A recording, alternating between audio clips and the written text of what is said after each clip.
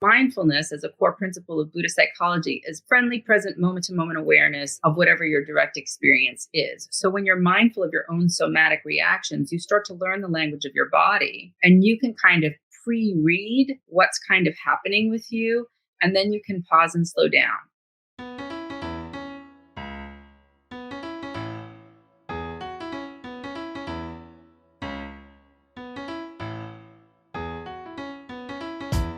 83% of Americans identify as not very happy, which can hold you back and negatively affect your relationships and your business.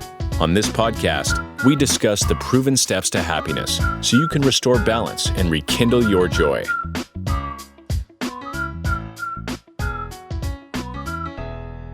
Welcome to another edition of How to Be Happier for Entrepreneurs.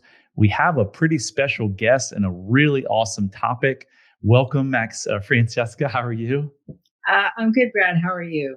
I'm exceptional. We are going to be talking about mindfulness and how we bring mindfulness into therapy. Francesca has had some incredible experience, and as we always do, we jump right in. So we're going to start with a topic a little different from mindfulness, but something that I've come across in the last couple of months that you know a lot about, that I'm absolutely fascinated with, and that is memory reconsolidation. It's just been about 20 years since they figured this out, and it's really how is it impacting our self-perception and past experience of therapy?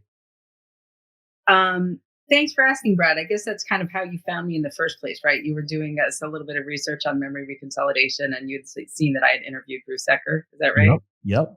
Yeah. And what I'm curious. Before I answer the question, I'm curious, when you were learning about memory reconsolidation, what about it was fascinating for you, or what did you find to be compelling? The most fascinating thing is, I feel like this gentleman cracked the code to here's how you can have transformative healing in a relatively quick time. Mm-hmm. Yeah. And it works across all, different modalities. That was just like, wow. Yeah. I'm glad to hear you say that, is what kind of piqued your interest. So here's what the, I am not a neuroscientist. I am a psychotherapist. I am a licensed psychotherapist. I'm also a life coach and a somatic experiencing practitioner. And I'm also certified in a variety of other modalities like focusing oriented therapy and internal family systems and things like that all kind of are different therapeutic modalities, holistic modalities, somatic modalities that all kind of have different ways, including mindfulness and sort of Buddhist psychology based modalities that all sort of point to a bottom up way of knowing and understanding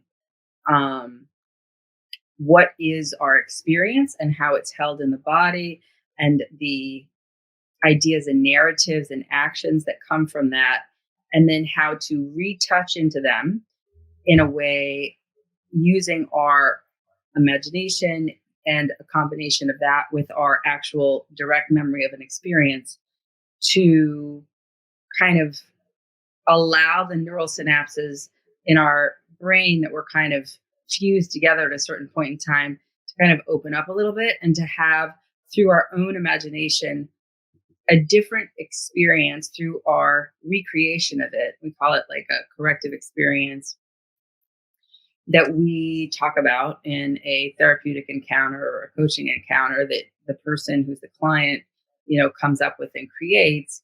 An example might be, Dad at the dinner table used to yell at me when I would bring home a B from school at the report card. And this one time when he did it, he pounded the table so hard that the table broke. And ever since then, I went into my room and I vowed that I would never get a B again. And so I've been a workaholic top performer, reading all the books and being the expert type A person, getting into the Ivy League top business schools. And yet my marriage is suffering. My children and I don't have a good relationship. I'm kind of unhappy, but this is what is driving it, right? Like that original memory of the fear of the father's anger coupled with the longing for the father's attachment and approval get all kind of commingled in that place, stuck around that dinner table. And so when we bring up this old memory and we kind of touch into it with a little bit of curiosity, I'd say, well, what would you want to have happen in that experience? What didn't happen? Who or what might have been resources there that could have maybe possibly been more supportive? And I'll ask people anything as unicorns, deities, fuzzy animals, superheroes, who or what could have maybe talked to your dad in a way that at that time your mom couldn't or you couldn't or whatever, that might have made it a little bit easier for him to say, oh, he's just a kid, or yeah, it's a B this time, but that doesn't mean that, he has to be, scolded or, whatever it is. And those resources brought into that experience can help hold the child as the adult is going through this process in his own mind, can help hold the child in such a way that he doesn't feel so alone, so that when the adult is actually now reflecting back on that experience, he feels differently about it. He doesn't feel as isolated alone. He doesn't feel as different. And that reconsolidation of a new memory, a new neural synapse, a new learning, is a new emotional learning now that has pulled apart threat with connection, that he can be maybe academically inclined out of choice, but not as a way to necessarily escape the threat of anger of his father. And from that place, he can go back and have humility and repair with his wife and be able to have communication with his kids and be able to say, I'm sorry, I've been really tied up with work and I haven't been as available, because he's not sitting there saying, oh my God, if I don't work to the bone, then I'm a nothing in life. Right. Does this make sense in terms of how the process? Yeah. I mean, that was a really cool example. And I guess what else, you asked me what fascinated me about it. I kind of knew this, but it was said in a completely different light. So we'll call his workaholism and suffering marriage as a symptom, right? Mm-hmm. And that you could come up with 1,000 different symptoms, whether it's someone's eating patterns or abusive or anger or drugs or whatever, right? But all of those quote symptoms are really a solution to what the brain thinks is keeping it from something worse. And in the example you gave, the example worse is my dad is going to get mad and he doesn't love me. That to me is fascinating. So all of these folks who have been, told they had a disorder or something's wrong with their brain, I look at that and say, no, there's nothing wrong with your brain. It's doing what it should be doing, right? It's protecting, it's taking you from pain to pleasure. Is that correct? It's doing its best from a child's perspective of how it can support or protect you or prevent further injury. It's doing its best from that adaptive place. It becomes maladaptive when it continues to be the reflexive go-to long after its utility has expired, because a 40-year-old man is no longer at the dinner table with dad. But we carry that, we call it emotional truth with us long into our adult life sometimes. And only when things hit a breaking point and it stops working for us in the way that it did, does kind of things fall apart. And then we sort of say, okay, well, I got to call someone and maybe get some help or whatever. And the reason why it's different from cognitive therapy or, it uses your brain and your mind, obviously, but the reason why it's different from, I think that because I'm spending all my time at work, that's why my marriage is suffering. Yeah. Yeah, that's true, but it doesn't honor the emotional truth of why a part of you needs, from its perspective, to spend time at work, because doing that keeps you safe and connected to and from your dad. And why do we as human beings hold on to those emotional truths or those emotional learnings so long? Usually what happens is when we have a holding environment of connection early on, what we would call a repair, a soft landing, an accompaniment, an attunement, a presence with a non-judgmental, non-critical, loving presence, it doesn't necessarily stick. So if, for example, that kid's best friend was at the dinner table, or if his mom had more capacity and could have pulled him aside afterwards and said, Johnny, I really just want you to know that it's not okay what your dad did. And I don't know what story you're telling yourself right now, but a B is not a failure. And you're always my gem. And if there's anything you want to talk about school because you want to do differently, I can do homework with you or we can work with a tutor. But I just want you to know that I love you as you are and you mean a lot to me. And I wish we could change Dad, but I'm going to talk to him. And I don't want you to have to take this on. There's no guarantee that even if she did that it would make him not have this belief. But I think it would probably make him not have that belief as deeply for as long as he did. Wow. So interesting. Man, this stuff fascinates me. So switching kind of into the Buddhist teachings, because I know you have a great background in that. How do Buddhist teachings influence your methods in psychotherapy and coaching today? One of the great gifts that I've received from my primary mentor, Jack Cornfield, and Tara Brach, and a variety of other Vipassana Theravadan Buddhist practitioners, and also Tibetan Buddhist practitioners, and other spiritual leaders that talk about different lineages, like Vedanta and Hinduism and whatnot. But primarily Buddhist psychology is this way of examining and studying the science of the mind. Like it's this business of being able to observe, be with, and accompany, be curious in a friendly way, with our emotions, with our experiences, with whatever it is that's happening with us. Oftentimes we're so blended, we're so close to what our emotions are, what our feelings are, that we drown and then we feel completely overwhelmed by them.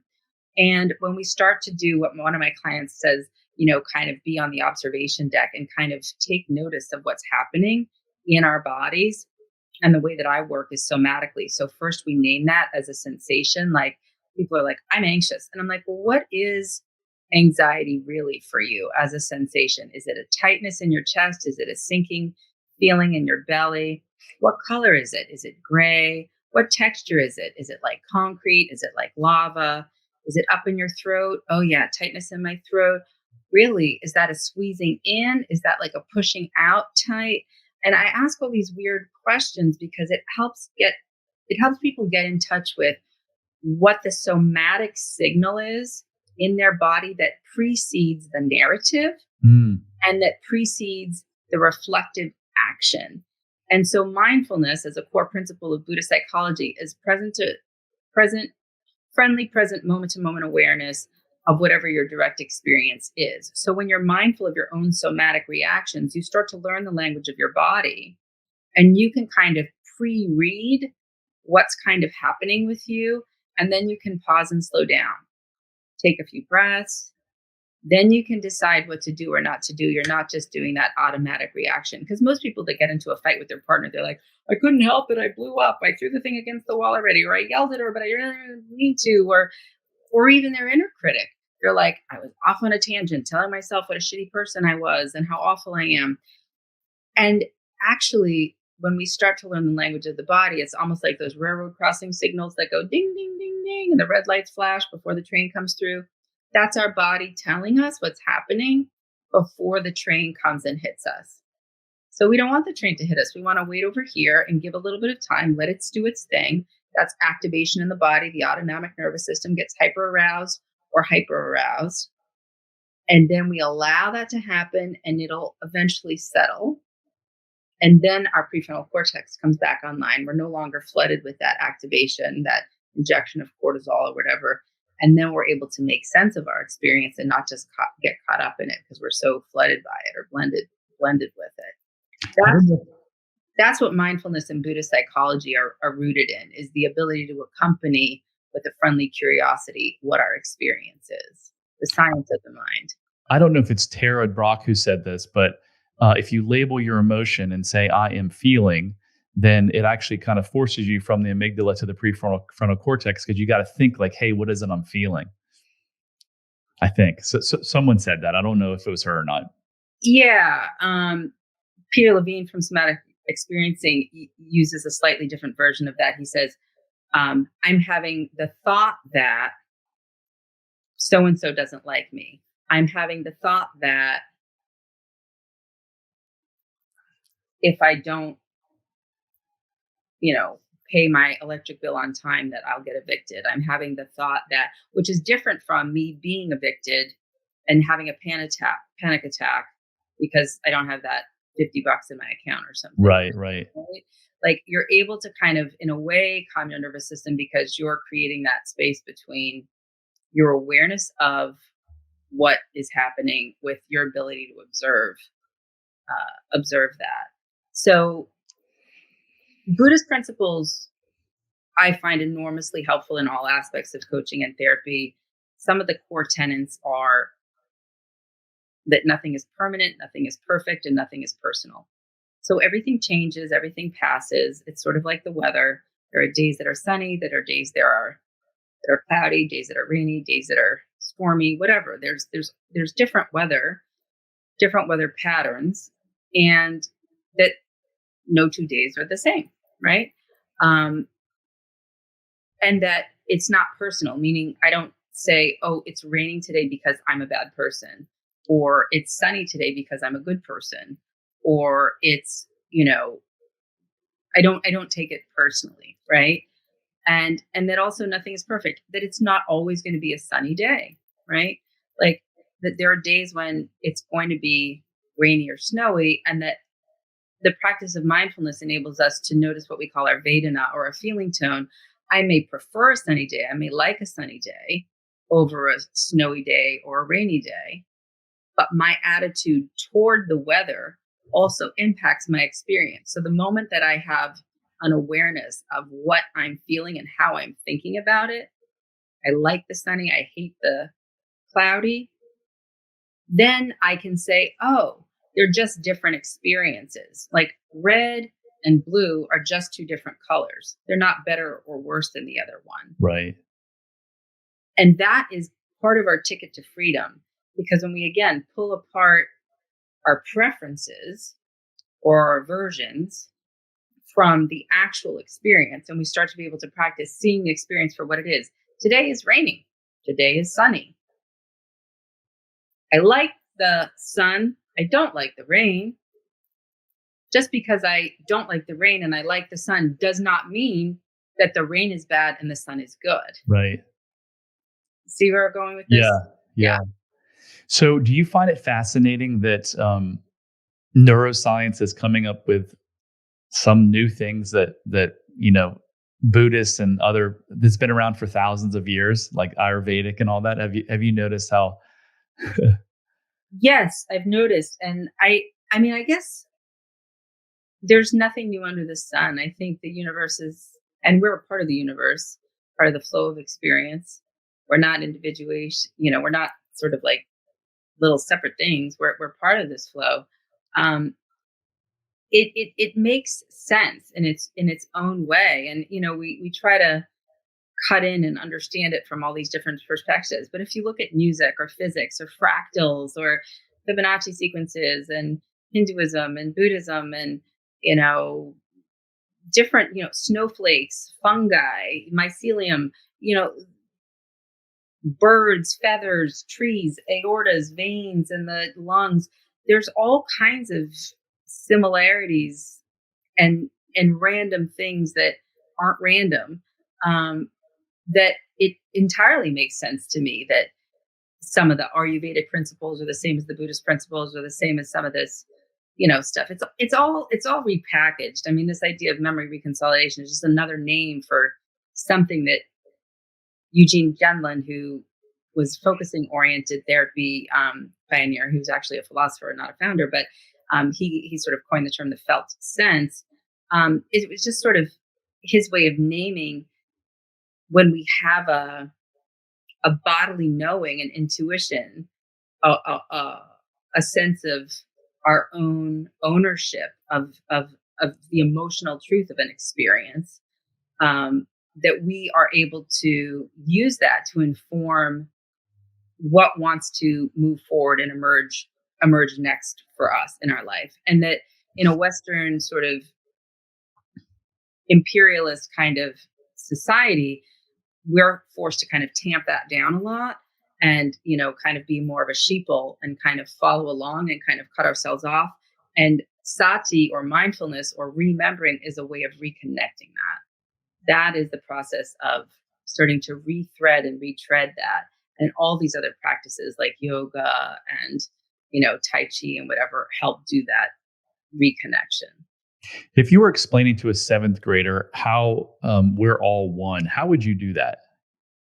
I didn't say we're all one. I said we're all part of the flow of experience.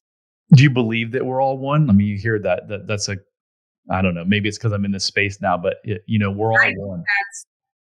No, not necessarily. I don't know that I mean, maybe it's a way of parsing something that I don't think so, because if we're all one, to me, that imagines that we're some kind of an entity. I don't think we are one specific entity. I think we're part of the flow of experience. The flow of experience is limitless. It's not static. So there's nothing, we're not separate from anything. And yet in the absolute world, in the sort of, larger cosmic sense, we're not separate from anything. But in the relative world, we have individual personalities. We're on this lifespan, of a 70-year to 100-year journey, if we're lucky, or something like that.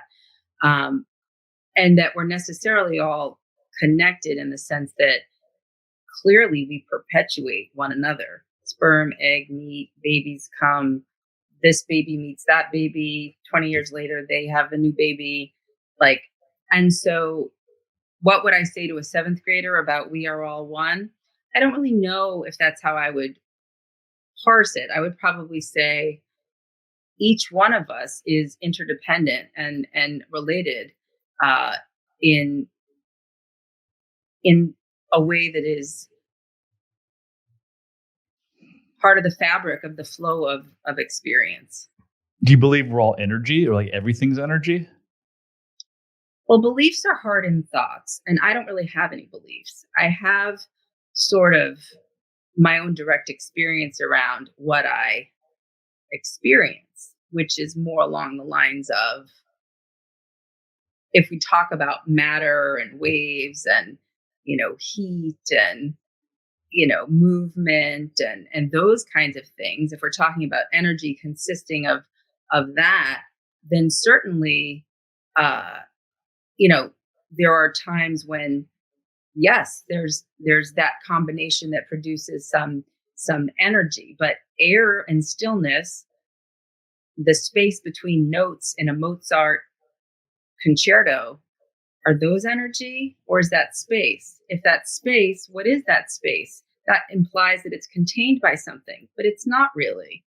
Is that a groundlessness? I think so. So what does that mean? That means that it's infinite. So I don't know. I wouldn't want to compartmentalize everything as just energy either necessarily. So you probably know this better than I do. Hasn't science proven like everything is energy, whether it's the table or the chair or us or a cell phone, like just particles that's matter. Yeah. I mean, you could look at it that way. And I'm saying that you're talking about things, you're talking about material, right? And as you break down things further and further, they become not static, they become waves in motion. And so, yes, that can be energetic. And then there's also just space. We have dark matter. We don't know what that is. We have, I don't know. I think there's a lot of mystery out there. Yeah. And I certainly am not the one who's going to be able to say certain things. And even if it were all energy or wasn't all energy, I don't know I don't know how that would help me understand how to navigate my life any better or worse, I mean, it's a fun philosophical discussion, but I don't know that it would help. Yeah, I guess that would, if I was explaining it, and look, you've got more knowledge than I do on the subject. You've been in this field for so long, and you've done so many great things. But if we're all energy and we all came from the same creator, may we all be one? I like you said, it's a difficult question, but something fun to ponder. Yeah, I mean, I don't know if it's we all came from the same creator or we are one. That wouldn't necessarily be my language. I think we are part of a continuum of the flow of experience, and how we exist in that or what manifests to one another about that is as much to do with the one who is perceiving as the one who is acting and offering. Right. So you help a lot of people and you've helped a lot of people. What alternative methods do you suggest for those seeking emotional healing beyond, traditional Western medicine? Um, I mean, if we're talking about Western medicine, like physical medicine, like my mom's an internist and emergency room physician, I think functional medicine doctors are great for a lot of things. I think people who can go to those kind of more holistic folks who are MDs and have Western medicine medical training, but who also have more of kind of an Eastern approach. A lot of them are trained in Chinese medicine or different kinds of, as you mentioned, Ayurvedic principles and things like that. I think that they can be really enormously helpful as far as the medical model medicine, like, my arm, my rash, my broken elbow. As far as mental health, emotional Yeah, well-being, that's what I was going towards. Yeah. yeah, and that kind of thing. Uh, like I said, I'm trained in a bunch of modalities that Western therapists have come up with and scientists have come up with, like somatic experiencing, internal family systems, focusing oriented therapy, coherence therapy, advanced experiential dynamic therapy, relational life therapy, all these different things.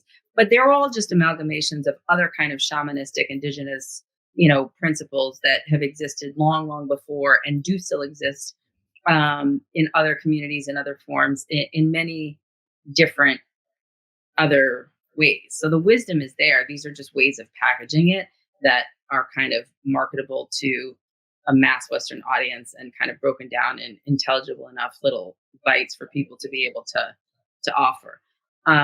So when I offer them to people now, the goal is to be able to allow them to get to what it is that's the root of what is under the surface, right? So your tree is here, the earth is here, the roots are here. Most people, spend a lot of time with the leaves and the branches and maybe the bark or maybe the trunk. Rarely is there a lot of stuff that goes in here that then can actually deal with what's happening here. And this is networked, by the way, to other roots. So this is intergenerational trauma, ancestral connection, different kinds of things. So you have to really kind of understand and be curious about what is beyond the naked eye, if you will. And once we sort of start to get down there, that gets back to our original point about the emotional truth of something. Once we get down there, we find out what the emotional truth is, then we can bring it up, and that stopped process, that trauma is relieved or unburdened or, allowed to settle energetically. And then something new can be born, a new way of acting, a new way of feeling, a new way of being. And so that's sort of what I try to offer people, the adults and the couples that I work with, either in coaching or psychotherapy. Yeah, I think 33% of Americans are on some type of antidepressant or anti-anxiety drug, but yet hospitalizations continue to go up. So I think that shows you that, unfortunately, the model of diagnose, label, and give prescription medication just doesn't really work so well. Yeah, I mean, diagnosis is a way of describing a cluster of symptoms that really is sort of random. It could exist for different reasons in different people. I personally hate the whole diagnostic, sort of piece of being a licensed psychotherapist. I am much more interested in how one's own personal adaptive system got whatever it learned, and then allowing that to rewrite its own history in terms of what would be a corrective or favorable experience using that own individual's imagination. So that's why I love this work, is because there is absolutely a way out, but it's funny, if you don't have access to your imagination, you can't really do it. And so being able to imagine only happens when you're able to be creative and a little bit playful. And that requires that you feel safe, which if you had an abusive or neglectful childhood, sometimes it takes a while to establish that sense of safety so that you feel safe enough with the practitioner that you're working with to be able to then start to create new ideas or imaginations that then can be used to help offer yourself a corrective experience.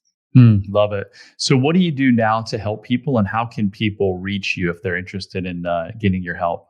Yeah. I mean, if they want to work with me, you're welcome to give them my website. It's worldwideweb.maximeclarity.com. That's just my last name. M like Mary, AXI, M like Mary, E like email. And then clarity, like I'm seeing clearly, I have clarity in my life, CLARITY. So Maximé, MAXIME, clarity, CLARITY.com. And they can shoot me an email there or book a free brief consultation on Zoom video with me and learn more and see if there's anything that I might be able to support them with. So is there a specific person or like a something that they're dealing with that's better than, or, how do you narrow down? Can you just help everybody? I mean, you can only help anybody who's interested in being open enough to the fact that the way they've been doesn't define who they are. Like, people think that they have a personality, and I don't know that we really do. We have, I try to tell people, how we've had to be isn't who we really are. Love it. So don't mistake the amalgamation of strategies for survival with your deeper essential self and this expansiveness that you have access to that unfortunately got narrowed and limited based on traumatic stress and other kinds of experiences that at one time you just didn't have the capacity to navigate. And so you either had to push them away or you were going to be too overwhelmed by them. So kudos to you for surviving and being here, whoever you are out there. If you're listening to this, kudos to all of that. I'm grateful for those strategies. And now also we can meet them from a space of accompaniment and a friendly curiosity and being able to unpack those little more tender parts inside of us and bring them more up to date in the present day. So can I help anybody or everybody? I don't know. I think the process is pretty universal. If you're interested in being able to access your imagination for healing, I think that it is possible. Yeah. Love it. Love it. And final question, what do you think is your greatest lesson that you've learned in your life? I'm not afraid of myself. I have a capacity to accompany my own experience and my own feelings and emotions in a way that was never accessible to me before I sort of was introduced to this work. So I'm a friend to myself in a way today that I never used to be. And I would like to just be a hope merchant to others that you can be a friend to yourself in a way that's non-performative, non-toxic positivity, but a genuine friend to yourself in a way that isn't overly permissive either, that upholds the sort of core principles of good parenting, nurture, limits, and guidance. And from that place, have a lot of self-love and self-compassion that is yielding and flexible and kind, but also firm and boundaried and, respectful. Love it. I have a shirt. I don't have it on today. It says, be your own best friend. It has a big smiley face. Today I've got, no one can love you like you can. And when you learn that and you start to love yourself, wow, does the world ever change? It's a different ballgame. Francesca, thanks so much. That was amazing. Your experience and insight was quite amazing. Thank you so much.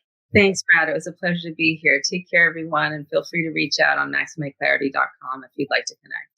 And don't forget, I'm on a mission to help 1 million people change their lives by discovering freedom and happiness by reversing these limiting beliefs that are buried in us. So please, if you like the show, share it, subscribe it, rate it, whatever you can do to get it out.